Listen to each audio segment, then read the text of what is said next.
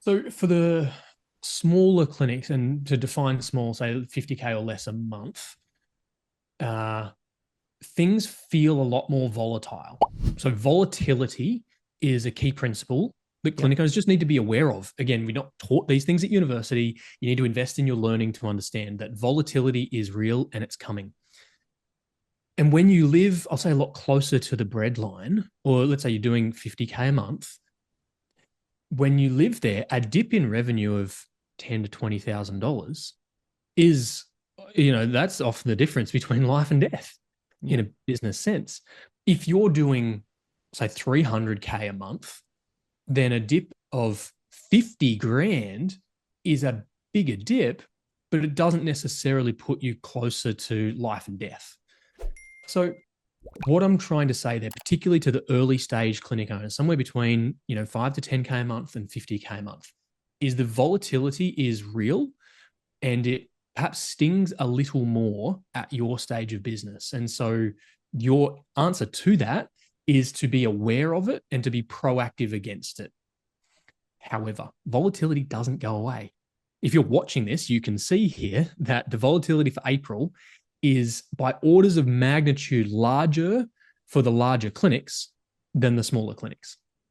Again, round figures in, let's say, April in this example, smaller clinics maybe see a dip of $10,000 in that month. For the larger clinics, they're seeing $50,000, $60,000, $70,000 dip through some of those trickier seasons. So volatility doesn't go away. It's perhaps easier to manage as you get bigger. And so probably the key mindsets and principles to think about is, number one, be aware of it and be proactive. And number two, know that it gets easier to manage once you get bigger. So get bigger. Do the things that break you through that ceiling. We know through the hundreds and hundreds of clinic owners that 40K a month, 50K a month is a glass ceiling that you really need to shatter and break through as quickly as you possibly can. It's quite an inefficient stage of business, that 40 to 50K a month. Get through that. Get up to, as much as it's in your control, get through to 70, 80, 100K a month. I can confirm there are still problems, but it's a different set of problems at that point, and you're perhaps less in life and death mode. But for a clinic in the earlier stages, it can mean the difference between needing to dip into your savings or dip into your overdraft or not. Yeah. And so that's a real consideration, and hopefully a real motivation to do the right things. Don't just do anything, but do the right things under the right guidance with the right expertise to get you through this season and get you through to the next stage of business. Another one of those practical things, Jack, is the setup of your bank account and making sure. One of the great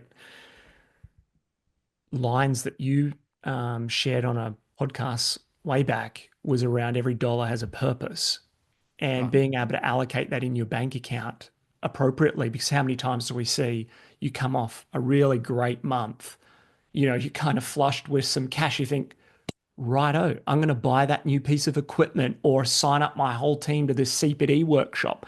And then the next month is a lower month, as an example. So I think it's so worthwhile looking at understanding some of the principles at play, and then what are the practical things you're doing to be a good steward and good decision maker about these things. Decision maker, right back at the top of this conversation, using values as a really important sustainable filter. Right.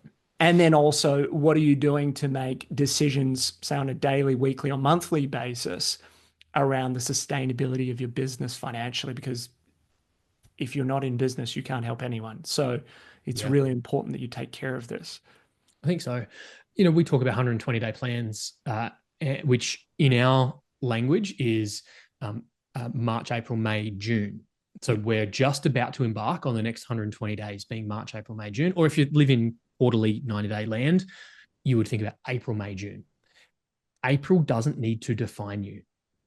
April should not define you. If you use a 120-day focus, March and May are two of the best months of the year.